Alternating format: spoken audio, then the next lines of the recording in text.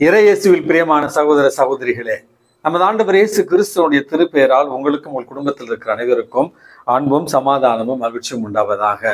அன்பு மிக்கவர்களே, இன்றைய மன்னா இல்லம் தோறும் இறை வார்த்தை.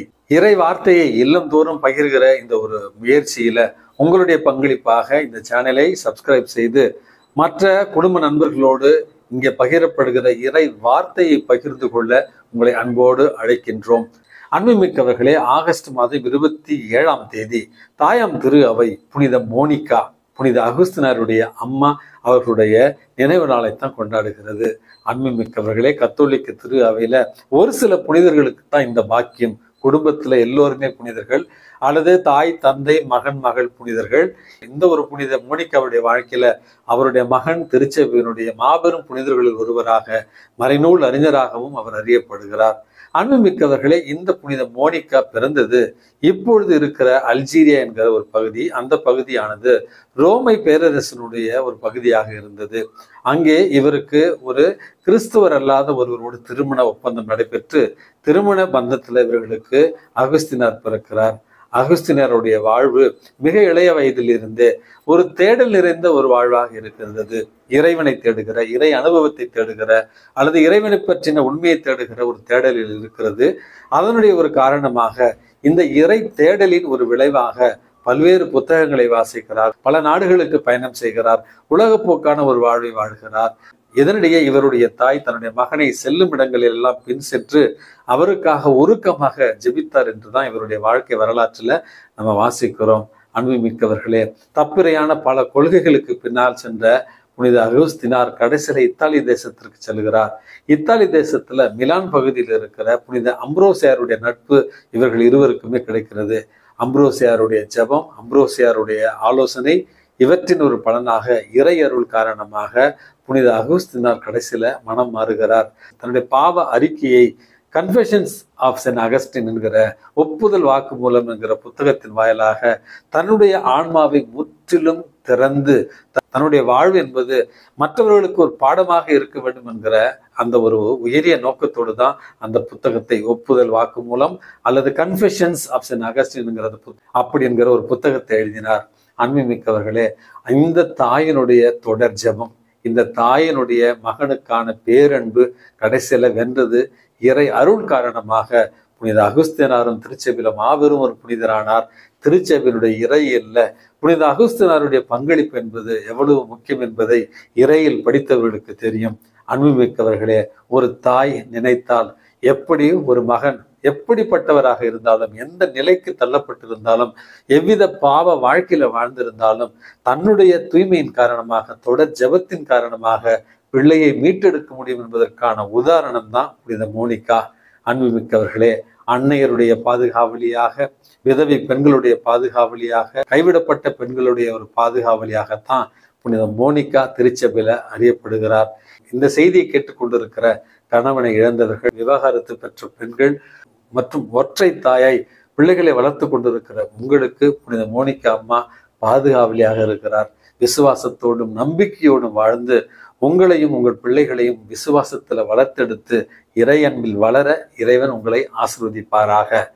அன்புமிக்கவர்களே, மத்தேயு நற்செய்தி 23வது அதிகாரத்துல நம்ம பார்த்தோம் என்றால் 2-3 நாட்களாகவே நமது ஆண்டவராகிய இயேசு கிறிஸ்துவனுடைய கோப கனல் இந்த பரிசேயர்கள் மீதும் சதுசேயர்கள் மீதும் மற்றும் மறைநூல் அறிஞர்கள் மீதும் இருப்பதை நம்ம காண முடிகிறது.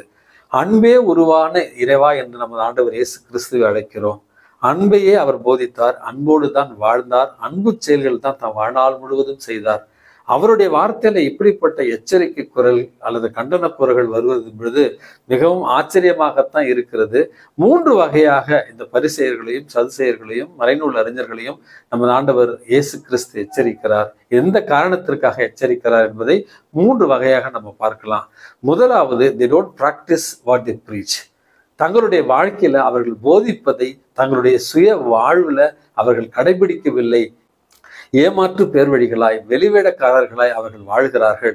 அவர்கள் போதிப்பதை தங்களுடைய வாழ்க்கையில வாழ்வதில்லை என்பதைத்தான் அவர்களுக்கு சுட்டி காண்பிக்கிறார். அதாவது ஒரு மனிதனுடைய நிலையான வாழ்வு அல்லது ஒரு மனிதனுடைய வாழ்வு என்பது அல்லது ஒரு மனிதனுடைய பேராண்மை என்பது அந்த மனிதனுடைய சொல்லிலும் செயலிலும் ஒரு நேரடி தொடர்பு இருக்க வேண்டும், உடன்பாடு இருக்க வேண்டும். அப்பொழுதுதான் ஈஸ் அன் இன்டகிரேட்டட் மேன் என்று சொல்வார்கள். அதாவது ஒரு பேராண்மை உள்ள ஒரு பேராண்மை உள்ள ஒரு மனிதனாக அவரை நம்ம உணர முடியும். இந்த தலைவர்களுக்கு அவர்களுடைய சொல்லின்படி வாழாத ஒரு நிலையைத்தான் இயேசு கண்டித்து திருத்துகிறார். முதல் கண்டனம். இரண்டாவது கண்டனத்தை நம்ம பார்த்தோம் என்றால், அவர்கள் மறைநுழையும் திருச்சட்டத்தையும் முற்றிலும் கற்று தேர்ந்த மக்களுக்கு அதை கடினமாக ஆக்கிவிட்டு தங்களுக்கு சுலபமாக மக்களுக்கு இதை கடினமாக்கி கொண்டு தங்களுக்கு அதை எளிதாக மாற்றிக் கொள்கிறார்கள். அப்படி என்றால் பெரும் சுமையை மக்கள் சுமக்க வைத்துவிட்டு மிக எளிதான வழியை தங்களுடைய இறையாண்மைக்கு, தங்களுடைய வழிபாட்டுக்கு அவர்கள் தங்களுக்கென்று சுயநலமாக அவர்கள் செய்து கொள்கிறார்கள். இதையும் நமது ஆண்டவர் இயேசு கிறிஸ்து கண்டித்து திருத்துகிறார். மூன்றாவது வெளிவேடத்தினுடைய இன்னொரு உச்சக்கட்டம் என்பது, வெள்ளையடிக்கப்பட்ட கல்லறைகளாய் அவர்கள் தங்களை உயர்த்தி பிடித்து கடவுளை உயர்த்தி பிடிக்க மறந்து விடுகிறார்கள். கடவுளை மக்கள் திருமுன்னிலையில கடவுளுக்கு மக்களை அறிமுகப்படுத்துவதை விடுத்து தங்களை உயர்த்தி பார்க்கிறார்கள், தங்களை பற்றின சுய தம்மட்டம் அடித்துக் கொள்கிறார்கள் என்கிற மூன்றாவது ஒரு கண்டனத்தையும் தான் இந்த மத்தேயு 23வது அதிகாரத்துல நம்ம வாசிக்கிறோம்.